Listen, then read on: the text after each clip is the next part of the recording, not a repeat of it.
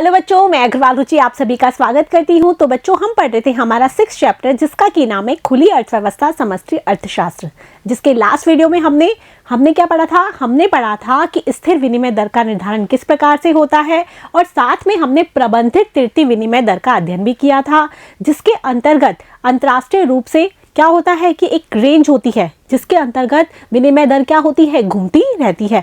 तो अंतर्राष्ट्रीय रूप से जो अनुभव किया गया था विनिमय दर प्रबंध के रूप में, उसके बारे में हम जानेंगे इस वीडियो में, और जिसमें भी हम पढ़ेंगे स्वर्ण मान के तहत किस प्रकार से राष्ट्रीय करेंसी को सोने के रूप में परिवर्तन किया जाता है और जो सभी सरकार है वो सोने के रूप में परिवर्तन करने के प्रतिबद्ध होती है और उसी प्रकार से उसकी विनिमय दर का निर्धारण हो जाता है और जो कि किसी भी देश के द्वारा एक्सेप्टेबल होती है। आ रहा है बच्चों समझ में? तो हम शुरू करते हैं स्वर्णमान। स्वर्णमान लगभग 1870 से 1914 में प्रथम विश्व युद्ध के आरंभ होने तक स्वर्णमान ही प्रचलित था। अब स्वर्णमान कब से कब तक चला और क्यों इसमें क्या हो गया, ब्रेक हो गया, और इसके बाद जो दूसरी पद्धति चली इसके बारे में हम यहाँ पर जानेंगे कि जो स्वर्णमान है उसकी अवधि 1870 से 1914 है।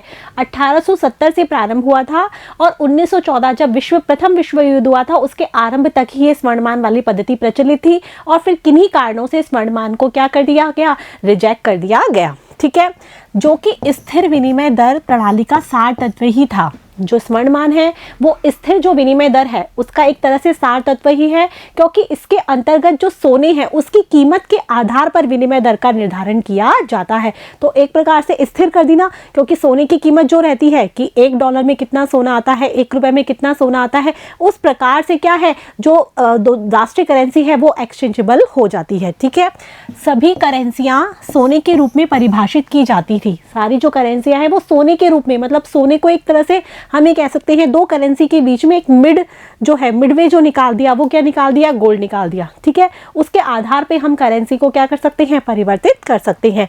वास्तव में कुछ तो सोने की ही बनी थी। अब हम जानते हैं कि ये 1914 से पहले की बात है, तो उस टाइम तो कई देशों में सोने की ही करेंसी चलती थी, तो कुछ करेंसी तो सोने की ही बनी हुई होती थी। आ रहा है बच्चों समझ में? इसके बाद है प्रत्येक जो सहभागी देश है एक निश्चित कीमत पर अपनी मुद्रा को मुक्त रूप से सोने में परिवर्तनीयता की गारंटी देने के लिए प्रतिबद्ध था। जो भी इसके प्रतिभागी देश है, अर्थात जिसने भी स्वर्णमान को क्या किया था, अपनाया हुआ था, वो क्या है, निश्चित कीमत पर मुक्त रूप से, मतलब कितनी भी सोने के बदले में मुद्रा को जो बदलने हैं उसकी गारंटी देता था। यहाँ पर यही है कि निश्चित कीमत पर अपनी मुद्रा को मुक्त रूप से, निर्बाध रूप से सोने में परिवर्तनीयता की गारंटी देने के लिए क्या था, प्रतिबद्ध था, क्योंकि वो क्या है, स्वर्णमान को मान रहा है। ठीक है, इसका अर्थ ये क्या है कि प्रत्येक देश के निवासी अपने देश की घरेलू मुद्रा का दूसरी परिसंपत्ति सोना के रूप में एक निश्चित कीमत पर मुक्त रूप से परिवर्तन कर सकते थे। इसका मतलब क्या हुआ कि जो किसी अपने देश की जो घरेलू मुद्रा है, यदि हमें क्या करना है, अपनी देश की जो मुद्रा है उसको क्या करना है, हमें जो दूसरे देश की मुद्रा में कन्वर्ट करना है, तो हम क्या करेंगे, उसको सोने के रूप में, जो हम अपना क्या करेंगे, सोना देंगे और उस निश्चित कीमत पर क्या करेंगे, मुक्त रूप से उसको परिवर्तन कर सकते हैं। आ रहा है बच्चों समझ में? और सोना अंतर्राष्ट्रीय अदायगी के रूप में स्वीकार्य था। जो सोना है उसको हम अंतर्राष्ट्रीय रूप से दे रहे हैं, तो हम क्या वो क्या है, अदायगी के लिए स्वीकार्य था। आ रहा है बच्चों समझ में? जैसे कि किसी ने हम अमेरिका की बात करें कि तो उसने क्या कर रखा है, सोने की कीमत क्या कर रखी है, डिसाइड कर रखी है कि इतने डॉलर में इतना सोना आएगा, तो हम क्या करेंगे, अपना जो सोना है वो उनको देकर और उनका जो डॉलर है वो ले सकते हैं, क्योंकि सोना है उसको अंतर्राष्ट्रीय अदायगी के रूप में स्वीकार्य किया जाता था। तो कहने का मतलब है सोने के बदले में हम क्या कर सकते हैं, जो राष्ट्रीय करेंसी है किसी भी देश की उसको परिवर्तित कर सकते थे। आगे बच्चों समझ में? इससे यह भी संभव हुआ कि एक निश्चित कीमत पर प्रत्येक देश की मुद्रा दूसरी किसी भी मुद्रा के रूप में परिवर्तनीय योग्य बन गई। इससे ये भी हुआ कि हमारे देश की जो मुद्रा है वो दूसरे देश की मुद्रा में क्या हो सकती है, परिवर्तित, क्योंकि हम ये देखेंगे कि हमारे देश में जो सोने की कीमत क्या है, दूसरे देश में सोने की कीमत क्या है, तो उस आधार पर हम क्या कर सकते हैं, दोनों मुद्रा को परिवर्तित कर सकते हैं। विनिमय दरों का निर्धारण सोने के रूप में उस मुद्रा के मूल्य के द्वारा होता था। जहाँ सोने की ही मुद्रा होती थी वहाँ उसकी वास्तविक सोने की मात्रा होती थी। ठीक है, विनिमय दरों का निर्धारण कैसे होगा, सोने के रूप में उस मुद्रा के मूल्य के द्वारा होगा कि मुद्रा का मूल्य में कितना सोना है। जैसे मैंने आपको बताया ना कि उस मुद्रा में कितना सोना आता है, और जहाँ सोने की ही मुद्रा चलती थी वहां पर उसकी वास्तविक मात्रा होती थी। आ रहा है बच्चों समझ में? जहाँ सोने के सिक्के चल रहे हैं तो वहाँ सोना लेने देने की क्या जरूरत है, क्योंकि उनके सिक्के ही किसके हैं, सोने के हैं। आगे बच्चों समझ में, जैसे कि यहाँ उदाहरण दे रखा है जिसको आप समझेंगे कि हमने देखा कि मुद्रा ए की एक इकाई का मूल्य 1 ग्राम सोना है। किसी देश की जो मुद्रा है वो है ए, और उसका जो मूल्य है कि 1 इकाई का मूल्य है 1 ग्राम सोना, उसकी 1 इकाई में 1 ग्राम सोना आएगा, ठीक है। और हमने देखा कि मुद्रा बी कि 1 इकाई का मूल्य कितना है, 2 ग्राम सोना। जो दूसरे देश की मुद्रा है, मुद्रा बी, उसकी 1 इकाई में कितना सोना आता है, 2 ग्राम आता है। तो मुद्रा बी का मूल्य मुद्रा ए के मूल्य का क्या हो जाएगा, दुगना होता था। आ रहा है बच्चों समझ में?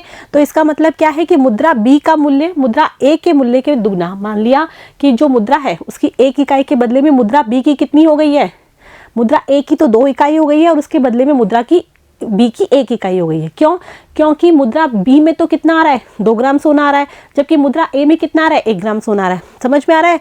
तो मुद्रा बी का मूल्य मुद्रा ए के मूल्य का क्या होगा, हाँ, दोना, ठीक है। तो यहाँ पर मुद्रा बी का जो मूल्य है वो मुद्रा ए की जो मुद्रा के मूल्य है उसकी तुलना में क्या हो गया, दुगना। अर्थात मुद्रा बी का मूल्य तो क्या है, उससे अधिक सोना हम क्या कर पा रहे हैं, परचेज कर पा रहे हैं, जबकि मुद्रा ए से क्या कर पा रहे हैं हम, तो जो मुद्रा बी है उसकी परचेजिंग पावर क्या हो गई, ज्यादा हो गई, जबकि मुद्रा ए की परचेजिंग पावर क्या हो गई, कम हो गई। आ रहा है बच्चों समझ में? तो हम इस तरीके से दोनों मुद्रा को यहाँ पर कन्वर्ट कर सकते हैं सोने की कीमत के आधार पर।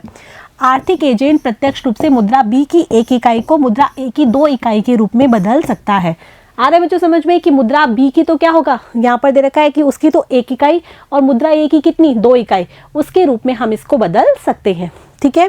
यहाँ उल्टा हो जाएगा, क्यों? क्योंकि मुद्रा बी से कितना रहते, 2 ग्राम सोना आ रहा था, और मुद्रा ए की 1 इकाई से 1 ग्राम सोना आ रहा था। तो हम यहाँ पर क्या करेंगे, जो मुद्रा का जो मूल्य है यहाँ पर क्या हो जाएगा, उल्टा हो जाएगा, और मुद्रा बी है उसकी 1 इकाई से मुद्रा ए की 2 इकाई को खरीद सकते हैं। इसके लिए उन्हें पहले सोना खरीदने उसे बेचने की आवश्यकता नहीं होती थी। अब यहाँ सोना खरीदने और जो बेचने हैं उसकी आवश्यकता ही नहीं है, क्योंकि सोने के रूप में हमने मुद्रा का मूल्य आंक लिया, और फिर आपस में जो मूल्य है वो क्या, जो मुद्रा है वो क्या हो गई, परिवर्तनशील हो गई। आ रहा है बच्चों समझ में? यहाँ पर आपको एक बहुत इजी सा एग्जाम्पल दे रखा है, इसकी सहायता से आप समझ सकते हैं कि किस प्रकार से जो विभिन्न देशों की मुद्रा है वो सोने के मूल्य के रूप में क्या हो सकती थी, परिवर्तनशील हो सकती थी। दरों में एक ऊपरी सीमा और निचली सीमा के बीच उतार चढ़ाव होता रहता था। जैसा कि हमने प्रबंधित तृतीय विनिमय दर में देखा है कि क्या है, कि विनिमय दर है वो क्या करती है, एक रेंज के अंदर क्या होती है, ऊपर नीचे गिरती रहती है, ठीक है। तो यहाँ पर ऊपरी सीमा और जो निचली सीमा है उसके बीच में क्या होता है, दर में उतार चढ़ाव होता रहता था। इन सीमाओं का निर्धारण दोनों करेंसियों के निर्माण में आई लागत के अंतर के द्वारा होता था। अब ये सीमाओं का निर्धारण कैसे होता था, अभी कितना तो ऊपर रहेगी विनिमय दर और कितनी नीचे, तो ये डिपेंड करता था कि करेंसी के निर्माण की लागत कितनी लगी है। आ रहा है मुझे समझ में? और करेंसी के निर्माण की लागत क्या होगी, भाई हम यदि सोने की करेंसी बना रहे हैं तो हम उसमें देखेंगे कि उसकी ढलाई में कितना लग रहा है, उसके द्रवण में कितना लग रहा है, तो ये जो लागत है उसके अंतर की वजह से ये ऊपरी और निचली सीमा जो विनिमय दर की है वो निर्धारित होती थी, जिसमें उसके द्रवण, प्रेषण और सिक्के की ढलाई की लागत शामिल थी। आ रहा है बच्चों समझ में? तो मेल्टिंग की जाती थी उसकी, हम ये कह सकते हैं मोल्डिंग की जाती थी उसकी, तो उसके द्वारा ही उसकी लागत है वो निर्धारित होती थी। और लागतों में कितना अंतर आता था, दोनों देश की जो लागत है उसमें कितना अंतर आता था, उसके हिसाब से क्या होती थी, विनिमय दर निर्धारित होती थी। अधिकृत समता को बनाए रखने के लिए प्रत्येक देश को सोने के पर्याप्त स्टॉक सुरक्षित रखने की आवश्यकता होती थी। भाई वो समता बनाए रखे कि सब जगह सोने की कीमत लगभग बराबर रहे, तो इसके लिए क्या होते थे, जो सभी लोग, सभी जो देश हैं वो सोने का स्टॉक सुरक्षित रखते थे, ताकि उनके पास यदि उनको अपने करेंसी को दूसरी करेंसी में परिवर्तन करना हो तो उनके पास सोने का क्या रहे, स्टॉक रहे, जिसको देकर वो दूसरी करेंसी ले सके। ठीक है बच्चों, स्वर्ण मान की स्थिति में सारे देशों की विनिमय दर लगभग क्या रहती थी, स्थायी रहती थी। ये स्थिर तो हम कहते प्रबंधित तृतीय तो रहती थी, लेकिन स्थायी रहती थी, जल्दी से इसमें बदलाव नहीं आता था, क्योंकि जो प्रत्येक जो देश है वो अपनी जो राष्ट्रीय करेंसी है उसमें जो सोना है वो अपने पास स्टॉक में रखते थे। तो सोना स्टॉक में यदि उनके पास है तो सोने की जो वो खरीदने की जो दर है, मतलब जो क्रय मूल्य है वो लगभग क्या रहता था, स्थिर रहता था, इसीलिए उनकी विनिमय दर भी क्या रहती थी, स्थायी रहती थी। ठीक है बच्चों, अदायगी संतुलन में घाटे की स्थिति में जब तक राज्य टैरिफ, कोटा और निर्यात पर उपदान के रूप में हस्तक्षेप नहीं करेगा तब तक वह देश अपने सोने को समाप्त कर देगा। समझ में आ रहा है कि यदि राज्य ने कोई टैरिफ नहीं लगाया, कोई कोटा नहीं लगाया, या फिर हम कह सकते हैं आयात पर किसी प्रकार का प्रतिबंध नहीं लगाया, अदायगी जब संतुलन नहीं है, अदायगी असंतुलन चल रहा है, अर्थात देश को घाटा चल रहा है, तो ऐसे में क्या होगा, देश के बहुत सारे क्या होंगे, आयात होंगे। लोग क्या करेंगे, विदेशों से बहुत अधिक सामान मंगाएंगे। ऐसे में जो देश का जो सोना है वो क्या होगा, विदेशों में ट्रांसफर हो जाएगा।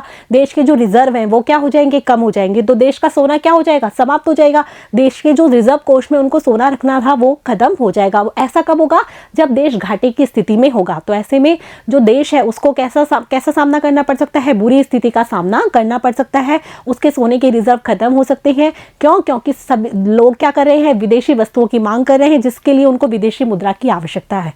ठीक है, ऐसे में देश के सारे सोने के रिजर्व खत्म हो जाएंगे। यहाँ पर यही है कि देश क्या करेगा, जब तक राज्य इस तरह से हस्तक्षेप नहीं करेगा, राज्य टैरिफ नहीं लगाएगा, आयात प्रतिबंध नहीं लगाएगा, कोटा निर्धारित नहीं करेगा, तब तक तो क्या होंगे, आयात चलते रहेंगे, देश का सोना खत्म होता चला जाएगा और वह अत्यंत बुरी दुर्घटना को प्राप्त होगा। तो देश के साथ एक बैड एक्सीडेंट हो जाएगा, या कह सकते हैं देश के साथ एक बुरी दुर्घटना हो जाएगी, क्योंकि देश के सोने के भंडार क्या हो जाएंगे, खत्म हो जाएंगे। तो यदि सरकार ने कोटा, टैरिफ और निर्यात पर जो उपदान है, निर्यात अधिक से अधिक किया, तो ऐसे यदि सरकार हस्तक्षेप करेगी तो ऐसे में आयात क्या हो जाएंगे, कम हो जाएंगे। तो सोने के रिजर्व खत्म होने के चांसेस कम हो जाएंगे। आ रहा है बच्चों समझ में।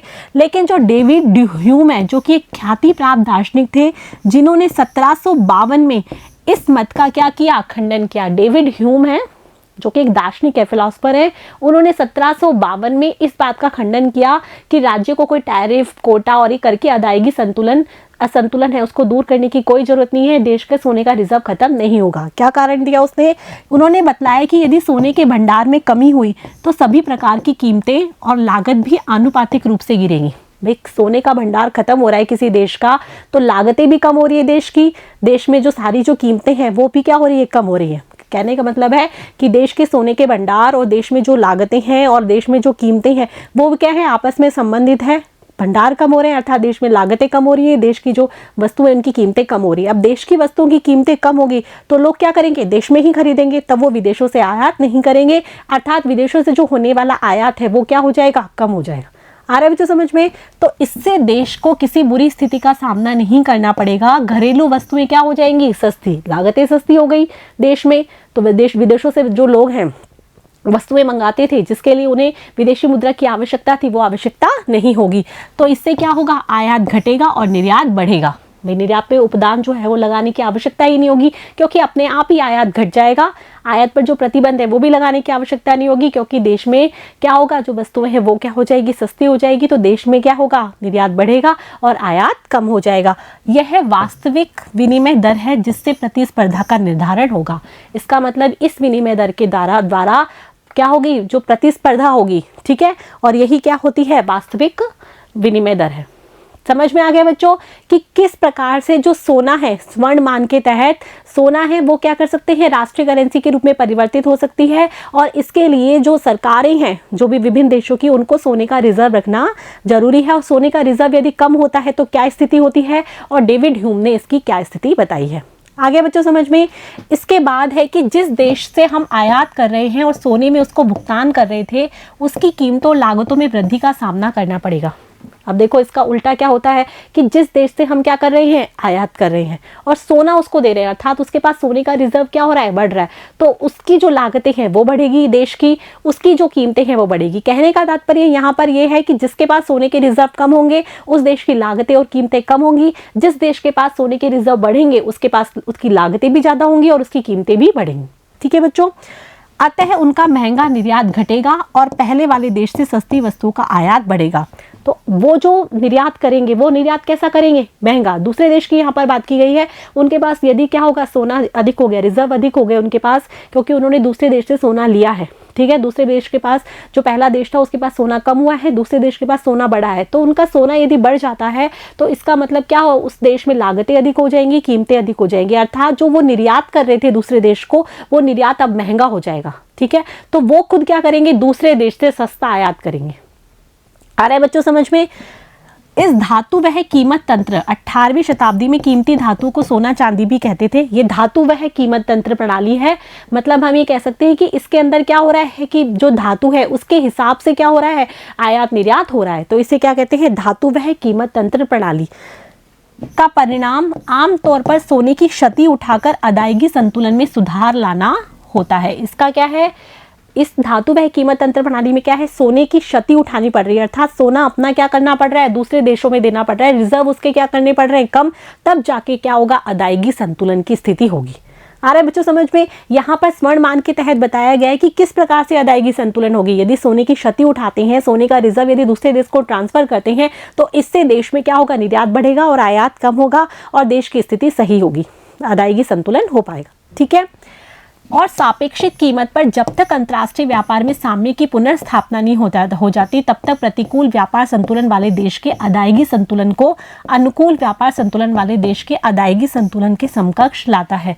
ये जो सोने की जो क्षति हो रही है, सोने के रिजर्व कम हो रहे हैं, वो क्या करता है, सापेक्षिक कीमत पर जो रिलेटिवली प्राइस है उस पर जब तक अंतर्राष्ट्रीय व्यापार में वापस से साम्य की पुनर्स्थापना नहीं हो जाती, अर्थात जो देश को हानियां हो रही थी, देश जो लॉस में चल रहा था, जब तक वो अंतर्राष्ट्रीय व्यापार में साम्य स्थापित नहीं हो जाता, तब तक प्रतिकूल व्यापार संतुलन वाला जो देश है, जिसका कि व्यापार संतुलन घाटे में चल रहा था, वो देश के अदायगी संतुलन को अनुकूल व्यापार संतुलन वाले देश के अदायगी संतुलन के समकक्ष लाता है। वो क्या करता है, अपने जो प्रतिकूल व्यापार संतुलन को, जो दूसरे देश का जो अनुकूल व्यापार संतुलन चल रहा था, उसके समकक्ष ले आता है। क्या कर कर, सोने की क्षति उठाकर अपने सोने के रिजर्व कम करता है, और इस प्रकार से क्या करते हैं, दोनों देश एक समकक्ष स्थिति में आ जाते हैं। ठीक है बच्चों, समझ में आ गया। इस संतुलन से आगे शुद्ध सोने का प्रवाह नहीं होता। जब ये दोनों संतुलित हो जाते हैं दोनों देश, तो इसके बाद सोने का कोई प्रवाह नहीं होता। एक देश के सोने के रिजर्व अपने पास ही रहते हैं और उसके रिजर्व क्या रहते हैं, स्थिर, और दूसरे देश के रिजर्व भी क्या रहते हैं, स्थिर।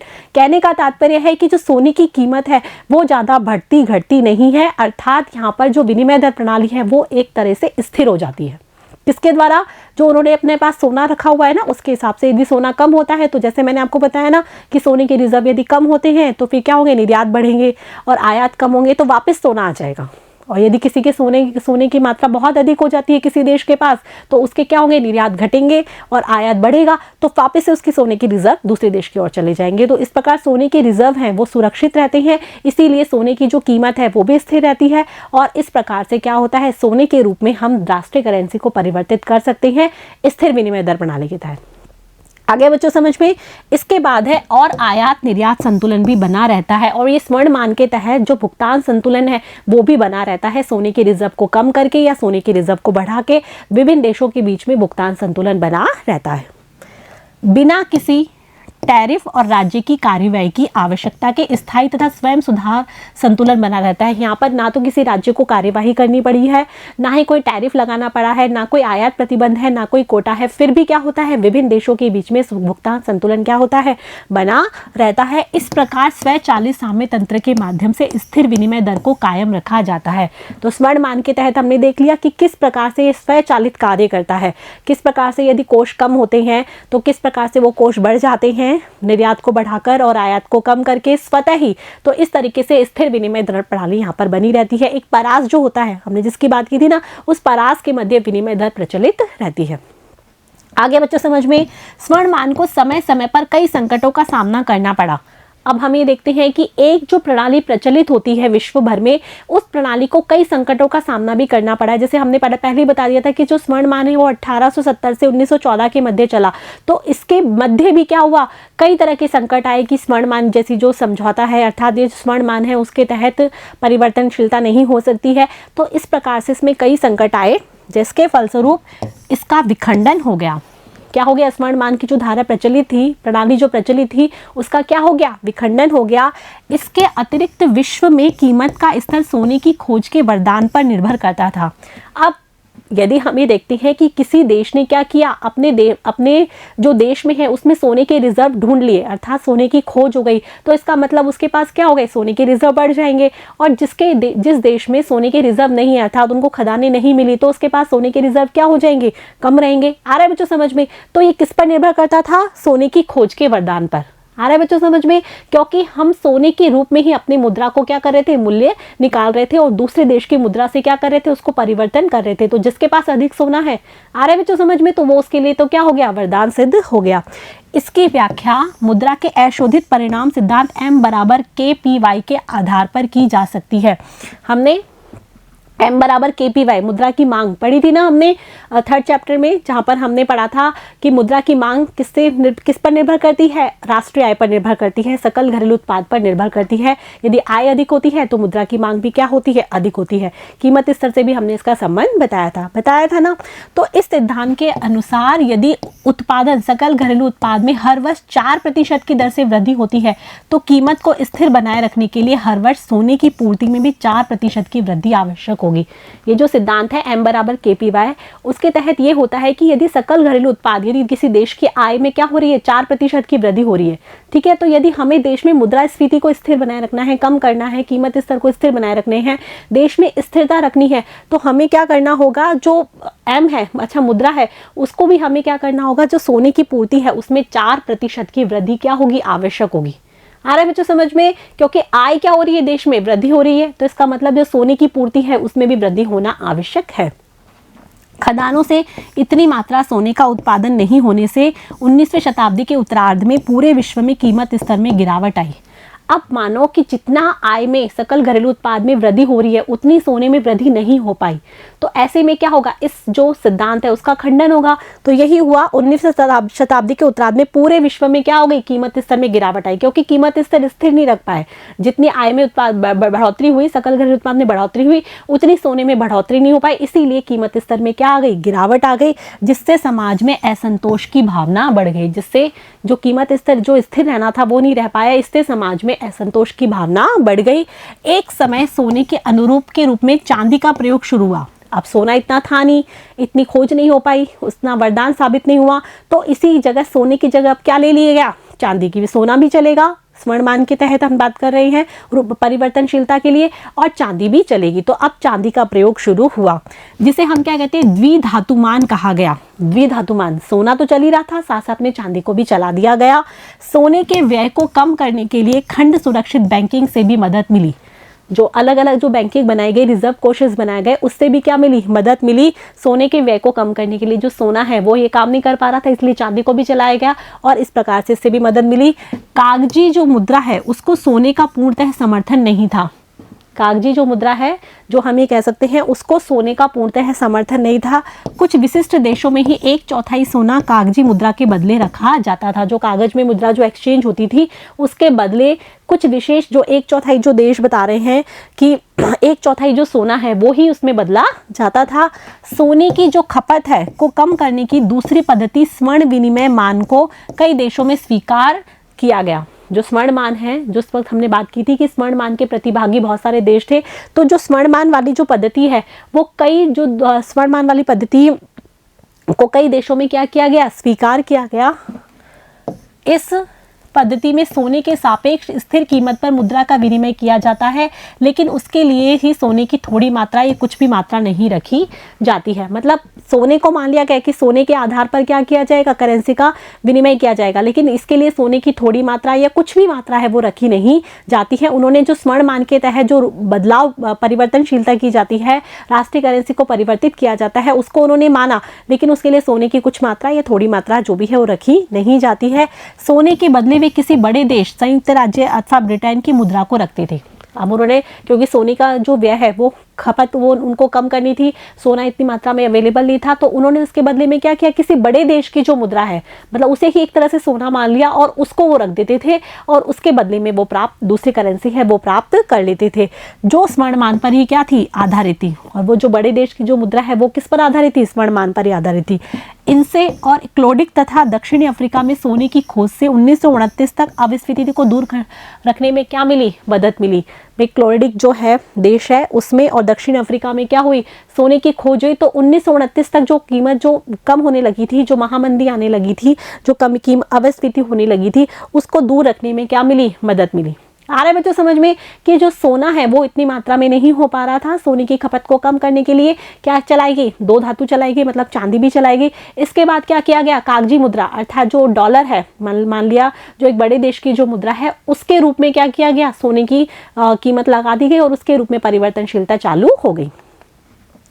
कुछ आर्थिक इतिहासकार इस तरलता की कमी के लिए महामंदी को उत्तरदायी मानते हैं कि ये जो तरलता है उसकी जो कमी आई है उसकी वजह क्या है, महामंदी है, ना कि सोने की कमी है। अभी तक हम ये मान रहे थे कि सोने की कमी है, सोने की व्यय है वो नहीं हो पा रहा, उसकी वजह से ये महामंदी आई थी, जो कीमतें हैं वो बहुत ज़्यादा कम हो गई थी। तो कई लोग तो क्या करते हैं, इस तरलता की जो कमी है वो महामंदी को ही के लिए उसको उत्तरदायी मानते हैं। 1914 से 45 के मध्य किसी भी प्रकार की सार्वभौमिक प्रणाली नहीं रही। स्वर्णमान तो खत्म हो गया 1914 पर, तो 1914 से 45 के बीच में कोई किसी तरह की कोई सार्वभौमिक प्रणाली नहीं परिवर्तनशीलता के लिए। लेकिन इस अवधि में स्वर्णमान की और झुकाव और नम्य विनिमय दर दोनों का चलन रहा। तो इस अवधि में स्वर्णमान भी चला, कुछ देशों ने इसको माना, और कुछ देशों ने नम्य जो है हमारी विनिमय दर अर्थात जो तृतीय विनिमय दर है उसको का चलन यहाँ पर रहा। आगे बच्चों समझ में, तो हमने स्वर्णमान जो पढ़ा उसके तहत हमने पढ़ा कि किस प्रकार से राष्ट्रीय करेंसी को सोने के रूप में परिवर्तनशील किया जाता था। अब कब तक ये प्रणाली जब तक चलती रही, जब तक तो चलती रही, लेकिन जब क्या हुआ, सोने की जो खोज है वो कम होने लगी, जो सोना है उसके कोष जब कम होने लगे, तो उसके बाद क्या आने लगी, इस स्वर्णमान के तहत दिक्कतें आने लगी और स्वर्णमान प्रचलित नहीं रहा। तब कागजी मुद्रा चला दी कि किसी एक बड़े देश की जो मुद्रा है उसके रूप में क्या करने लगे, राष्ट्रीय करेंसी को परिवर्तित करने लगे। ठीक है, इसके बाद जो 1914 है और 1905 के बाद जो स्वर्णमान है वो खत्म हो गई। क्यों? क्योंकि जो कीमतें हैं वो स्थिर नहीं रह पाई, कीमतें कम हो गई, अर्थात महामंदी की स्थिति आ गई, जिसका जिम्मेदार भी किसको ठहराया गया, स्वर्णमान को तहत को ही ठहराया गया। आगे बच्चों समझ में, तो ये था आपका अंतर्राष्ट्रीय जो हमने विनिमय प्रबंध देखा, जिसमें हमने स्वर्णमान के बारे में पढ़ा। अब अंतर्राष्ट्रीय विनिमय प्रबंध ब्रेटन वुड्स प्रणाली के तहत किस प्रकार किया गया, जिसका नाम हमने पहले भी सुना था। ब्रेटन वुड्स प्रणाली किस प्रकार से कार्य करती है, वो किस प्रकार से उसमें राष्ट्रीय करेंसियों को परिवर्तित किया जाता है, इसके बारे में हम जानेंगे नेक्स्ट वीडियो में। तब तक के लिए आप मेरे साथ बने रहिए, पढ़ते रहिए, बढ़ते रहिए। Thank you.